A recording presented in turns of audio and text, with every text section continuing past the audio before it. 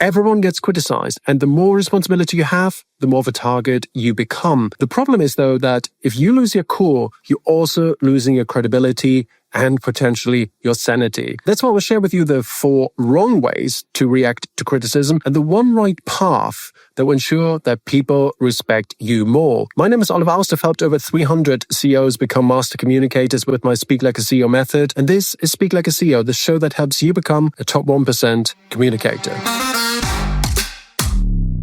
That's utter nonsense. My colleague said to me years ago at EasyJet, criticizing me, and I was boiling with anger. I shot back, "You've no idea what you're talking about." And it went back and forth, and it got heated, and it didn't help any of us, right? We both looked stupid in the exchange, lots of wasted energy, lots of negativity. On another occasion, I observed 2 executives in the boardroom, no less, arguing, or rather one person was shouting at the other. He was saying that because you don't deliver on your side of the project, we are falling short on our targets. And on it went, and the other person was just taking it. And at the end of the tirade, he said, "That's not helping." Again, both looked stupid. One looked like a bully, the other one like a victim, not like 2 executives trying to solve a real business problem. What these examples show is that there are different ways of responding to criticism. In fact, there are 4 different kinds of reactions to being criticized. All of these are automated emotional reactions. We've probably used all of them on occasion. The first one is fight, right? You go on the attack and you argue like yours truly. Not helpful. Second one is flight, which means you're avoiding the conversation or just walk out of the meeting. The third one is freeze. You just sit there and take it, right? You don't know what to do. You freeze in this situation and can't really respond. You probably think hours later, "Oh, I wish I had said this." The fourth one is to fawn, which means that you try to appease, you apologize. "I'm so sorry, it will never happen again." Fight, flight, freeze, or fawn. These are adaptive biological behaviors. It makes sense if you're fighting for survival in the savannah or you're fighting against a lion. But in the business context, they're not helpful. Now, if you fight back, you will look potentially like a bully. You will look like you're not in control because emotional regulation is valued highly in business. And of course, we also need to be mindful of the long-term fallout. We still have to work with people tomorrow. To getting into these sorts of arguments or being a pushover doesn't help us, doesn't help the team, doesn't help the business. Fortunately, there is one better way of handling situations like this, and I believe it's the only way that ensures that you come out on top of these situations and you keep your credibility and you keep your sanity. What the 4 ways that I described have in common is that they're automated emotional responses. So that's what we want to avoid. We want to avoid this emotional chain reaction. We want to be aware of when it happens. So when we feel like anger is brewing or we feel that we are frightened, we need to stop this emotional chain reaction. We need to be aware of what's happened and give us a second to think. We want to respond and don't react. And the difference is that the response happens slower in the logical part of the brain, our prefrontal cortex, and the reaction, well, that's fast and emotional, and that happens in our reptilian brains. And how do we do this?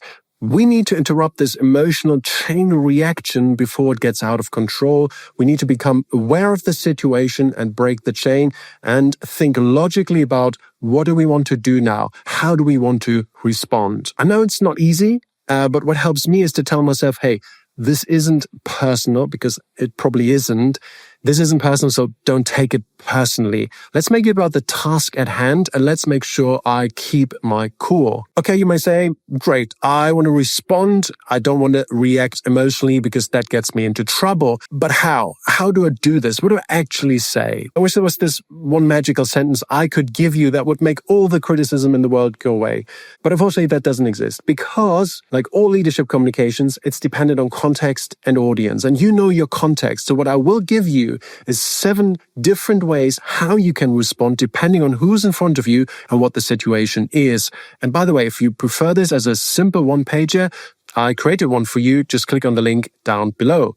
Now, the first option you have is to agree, at least partially. You may say, I hear you.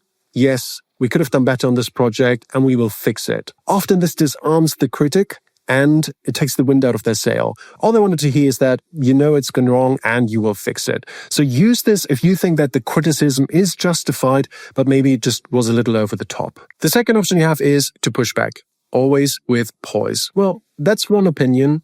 Let me share my view, right? So you acknowledge the other person has put their opinion on the table, but you don't accept it. You don't argue about it either. You're just putting your arguments in front of everyone else. You're probably not going to convince the critic, but you will convince everyone else in the meeting. So this is calm confidence at work. You accept that people have different views, but you're also confident in yours. Here's option number 3. Ask a clarifying question. Could you give me an example? Do you have any data to back this up? And you use this if someone is making generalized statements about things you may or may have done, but you think it's unfair and you want them to back this up. What the hell are you talking about, right?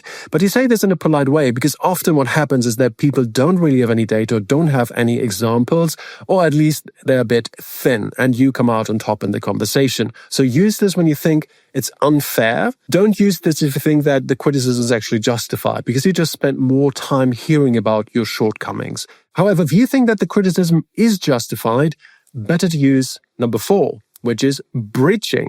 Also known as ABC, answer, bridge, communicate. So you answer briefly, you bridge to what you want to talk about, and then you communicate your key message. For instance, that's fair, but what matters more is this. So this is a proven technique to shift the conversation to what you want to talk about. And that makes it similar to number 5, which is reframing. Whoever holds the frame in a conversation usually comes out on top. But compared to bridging, we're not answering the question. We're just changing the frame. Let's say someone criticizes cost overruns. You can say that, yes, cost is important, but let's look at the impact this project has produced. You're shifting the frame to impact, and we're no longer talking about cost.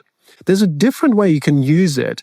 You can also reframe a conversation by saying, what's this really about? If you have the feeling someone is providing superficial criticism, but this is actually about something else, let's have it out in the open. Let's talk about that. It's a high-risk move, but sometimes it really pays off.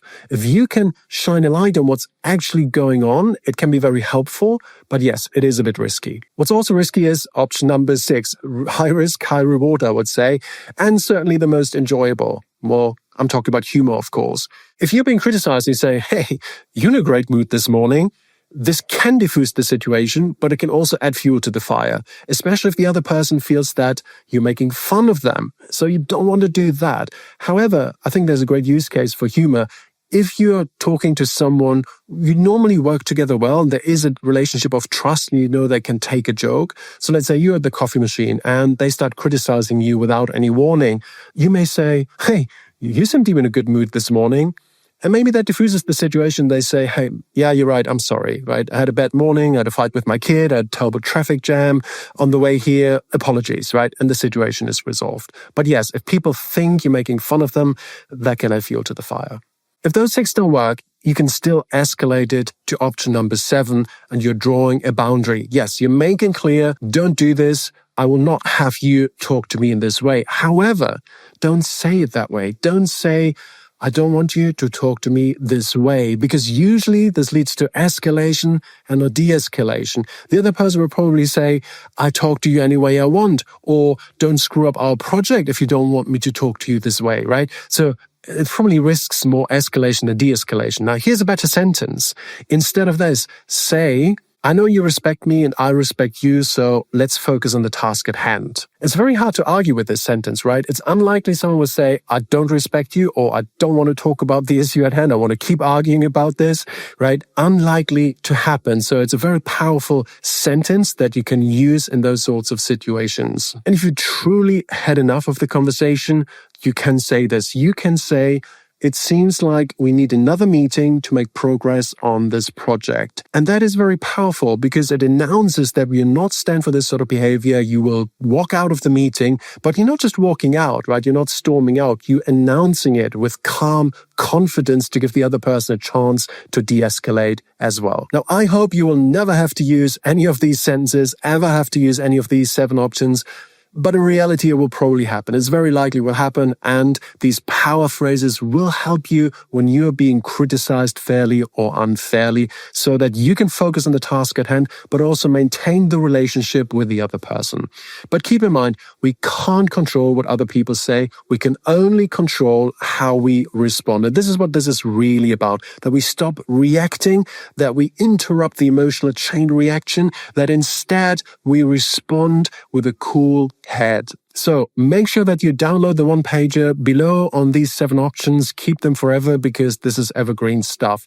Remember, if you lose your cool, you're also losing your credibility and your sanity. Do I get it right 100%? No, but close.